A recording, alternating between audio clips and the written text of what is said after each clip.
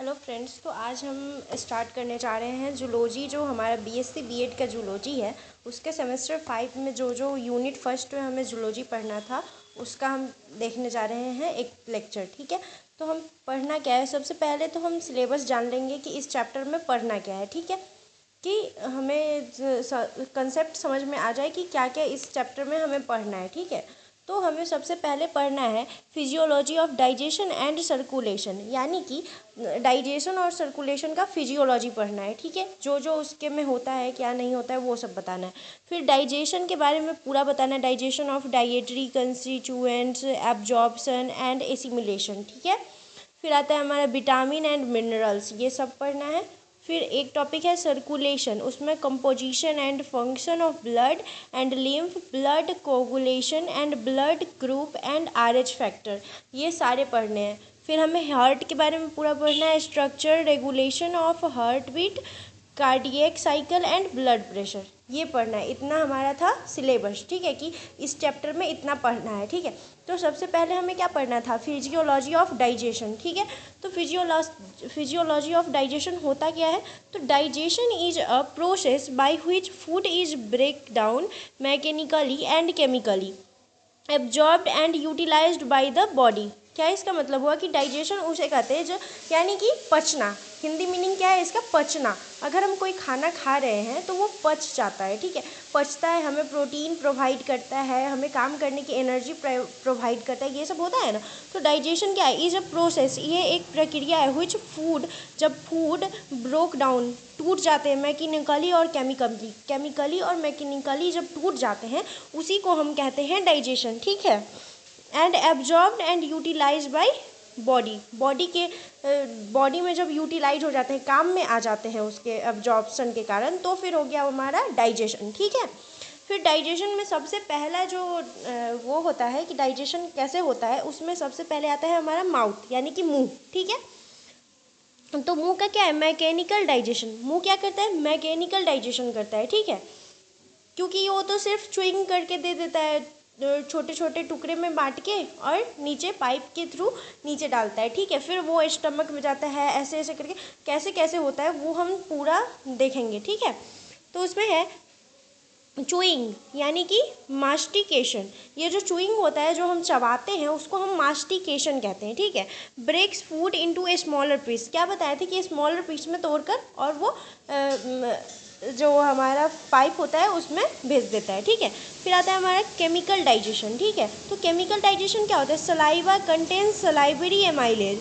Saliva जो है हमारा, यानी कि जो हमारे मुंह में से निकलता है, लार जिसे बोलते हैं, या फिर आप लार ही समझिए। ठीक है, तो वो केमिकली डाइजेशन होता है। ठीक है, बिना केमिकल के सलाइवा नहीं निकलता है, तो उसमें हो गया कि केमिकल।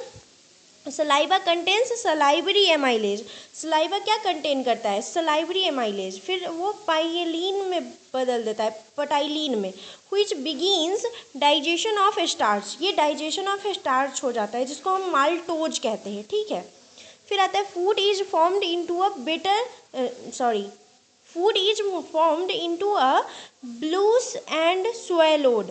ये जो फूड होता है वो फॉर्म्ड कैसे बन जाता है, ब्लूस एंड स्वेलोड। ठीक है, फिर हमारा है कि अगला क्या है, हमारा जो मुंह है, माउथ के बाद नीचे क्या है, एसोफेगस, जो कि हमारा पाइप होता है जिसके थ्रू स्टमक में खाना जाता है। ठीक है, तो food is propelled to the stomach by peristalsis. क्या ये कह रहा है कि फूड जो है वो प्रोपेल्ड किया जाता है, धकेला जाता है, टू द स्टमक में, बाय पेरिस्टालिस के द्वारा।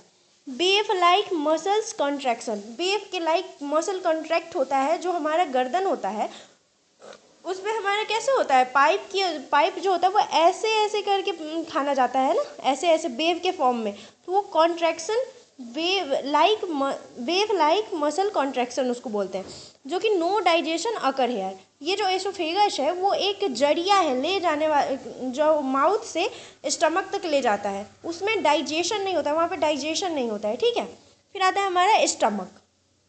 तो स्टमक क्या है, मैकेनिकल डाइजेशन करता है, ये जो स्टमक है वो मैकेनिकल डाइजेशन करता है। Churning mixes food with gastric juice, ये जो जो हमारे मुंह में से निकला हुआ चर्निंग हुआ, यानी कि च्युइंग करके जो लाया गया था हमारा खाना, उसको मिक्स करता है फूड विथ गैस्ट्रिक जूस के साथ उसको मिक्स कर देता है, ठीक है। फिर उसमें केमिकल डाइजेशन क्या होता है, हाइड्रोक्लोरिक एसिड के साथ है, HCl के साथ, किल्स बैक्टीरिया, एक्टिवेट्स एंजाइम। ये जो हम खाते हैं उसमें कुछ बहुत सारे बैक्टीरियाज भी चले जाते हैं जो हम नहीं जान पाते हैं, पर वो चले जाते हैं हमारे खाने के थ्रू। तो वो जो HCl है वो बैक्टीरिया को मारता है और एंजाइम्स को एक्टिवेट करता है, ठीक है। फिर आता है हमारा पेप्सिन, बिगिन प्रोटीन डाइजेशन, इसको हम पेप्टाइड्स कहते हैं। फिर म्यूकस आता है, तो वो प्रोटेक्ट्स स्टमक लाइनिंग। ये जो म्यूकस है, जो क्या बोला जाता है उसको, जेली लाइक होता है म्यूकस, एक लार के ही टाइप का होता है म्यूकस, ठीक है। तो वो जो हमारा होता है वो स्टमक लाइनिंग को प्रोटेक्ट करता है HCl से। HCl क्या है, एक बहुत खतरनाक गैस है, एसिड है, जिससे हमारा स्टमक जो है उसकी लाइनिंग क्या हो सकती है, जल सकती है ना, क्योंकि एसिड से तो सब चीज़ जल ही जाता है।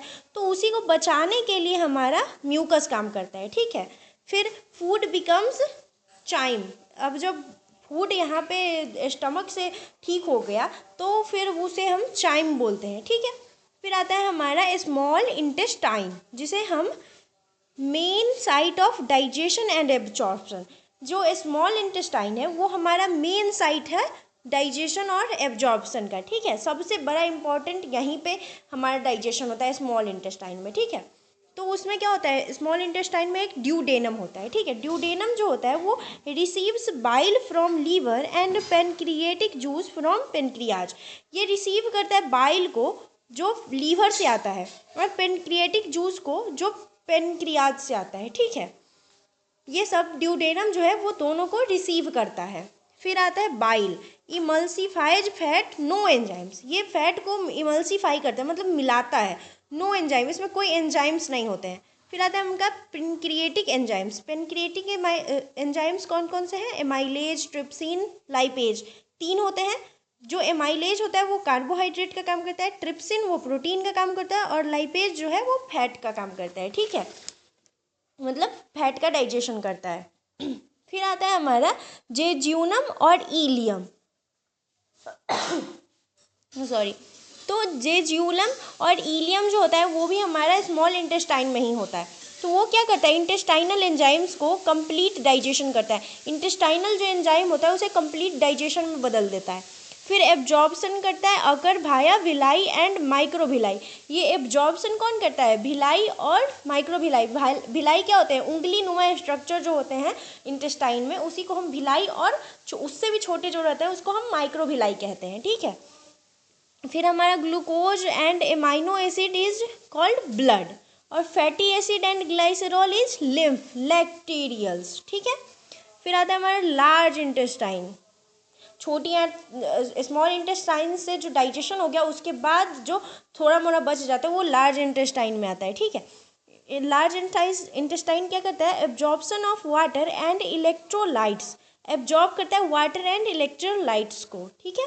फिर bacterial synthesis of vitamin K and B vitamins, bacterial synthesis करता है विटामिन के और बी विटामिन्स का, ठीक है। 2 टाइप के विटामिन्स का ये बैक्टीरियल सिंथेसिस करता है, मतलब कि उसे बांटता है, काम के चीज़ों में लाता है।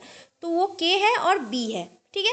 फॉर्मेशन ऑफ फेसेज का भी फॉर्मेशन करता है, ठीक है। फिर आता है हमारा रेक्टम और एनस, ठीक है। सबसे लास्ट डाइजेशन का यही होता है। तो क्या करता है, storage and elimination of faces, defecation. क्या होता है, वो जो लास्ट में बच जाता है उसको बाहर रख देता है या फिर उसको स्टोर कर देता है थोड़ी देर के लिए, ठीक है।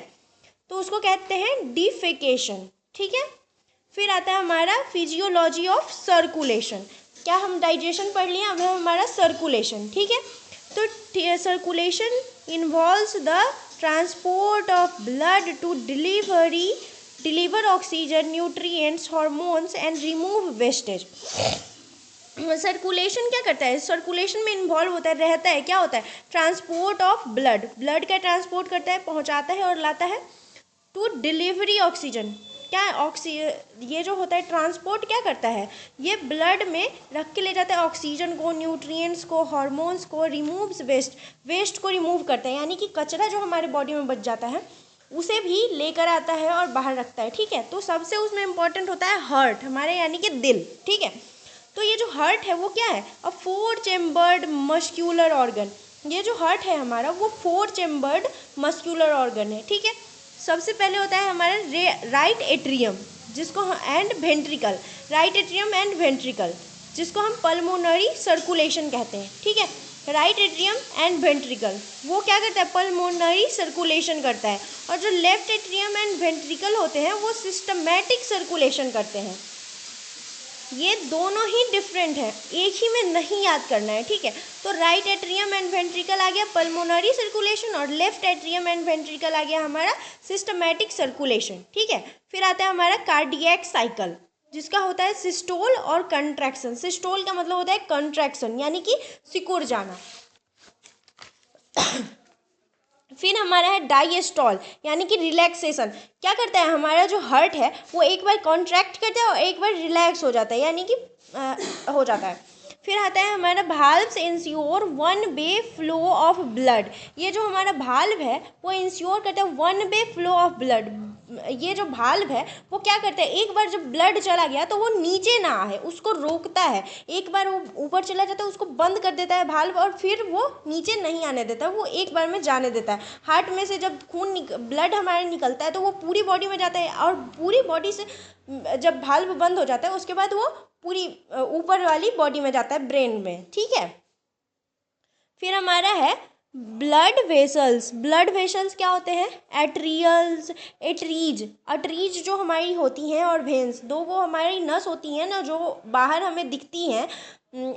नस जो हमें बाहर ग्रीन ग्रीन दिख रही हैं वो क्या है, वेन है, और जो अंदर रहती हैं जो नहीं दिखा देती हैं वो अटरीज होती हैं। ठीक है, तो अटरीज जो होते हैं carry blood away from heart high pressure, जो कैरी करती है ब्लड अवे फ्रॉम हार्ट, जो बाहर ले जाती है। आर्टरी जो क्या करती है वो ब्लड को बाहर ले जाती है, जिसको हम हाई प्रेशर कहते हैं। ठीक है, फिर वेन्स क्या करती हैं, carry blood to heart valves prevent back flow, वो फिर लाती है खून को। ठीक है, फिर आता है हमारा ब्लड क्या है, प्लाज्मा है। ब्लड क्या है, एक हमारा प्लाज्मा है। तो प्लाज्मा क्या करती है, ट्रांसपोर्ट्स न्यूट्रिएंट्स हार्मोन्स वेस्टेज। क्या करती है, ट्रांसपोर्ट करती है न्यूट्रिएंट्स हार्मोन्स और वेस्टेज को। ठीक है, फिर आता है हमारा रेड ब्लड सेल्स और डब्ल्यू ब्लड सेल्स। WBC और RBC दो को हमारे ब्लड होते हैं ना, तो RBC क्या करते हैं, रेड ब्लड सेल्स करते हैं carry oxygen via haemoglobin, haemoglobin पे ऑक्सीजन को ले जाते हैं। ठीक है, और वाइट ब्लड सेल्स क्या करते हैं, इम्यूनिटी को प्रिवेंट करते हैं। ठीक है, फिर आता है हमारा प्लेटलेट्स, ब्लड क्लॉटिंग के लिए जाना जाता है। फिर हमारा आता है टाइप्स ऑफ सर्कुलेशन। ठीक है, तो हमारा आता है सबसे पहले पल्मोनरी सर्कुलेशन। पल्मोनरी सर्कुलेशन क्या करता है, हार्ट से लंग्स तक ब्लड को ले जाता है, फिर हार्ट को ऑक्सीजनेशन करवाता है, यानी कि ऑक्सीजन जब ब्लड में जब ऑक्सीजन आ जाता है उसको हम क्या कहते हैं, ऑक्सीजनरेशन। जब हम सांस लेते हैं तो हमारा जो ऑक्सीजन जाता है ना, तो वो जब हार्ट जो है वो सिर्फ ब्लड को रखे रहता है, वो ऑक्सीजन नहीं देता है। जब हार्ट से लंग्स में ब्लड जाते हैं तो फिर उस पर ऑक्सीजन आता है, तो उसको हम बोलते हैं ऑक्सीजनेशन ब्लड। ठीक है, फिर आता है हमारा सिस्टमैटिक सर्कुलेशन। क्या होता है, सप्लाइज हार्ट मसल्स, ये जो सप्लाई हार्ट को मसल्स करता है। ठीक है, फिर आता है हमारा रेगुलेशन ऑफ सर्कुलेशन। सर्कुलेशन का रेगुलेशन क्या है, तो वो कंट्रोल्ड बाय, ये कंट्रोल करता है नर्वस सिस्टम को, फिर हार्मोन्स को, एड्रीनालिन और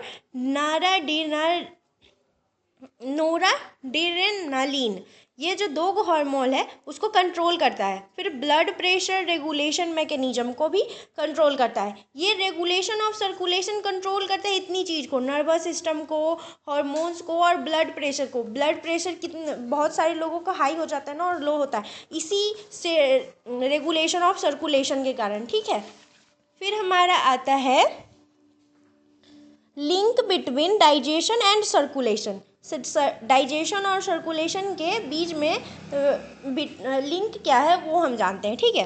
तो digestion nutrients absorb in the intestine enter the blood stream, ये जो डाइजेस्टेड न्यूट्रिएंट्स को एब्जॉर्ब करता है in intestine enter the blood stream में एब्जॉर्ब करता है, ठीक है। फिर सर्कुलेशन क्या करता है, transport nutrients to tissues for energy growth and repair.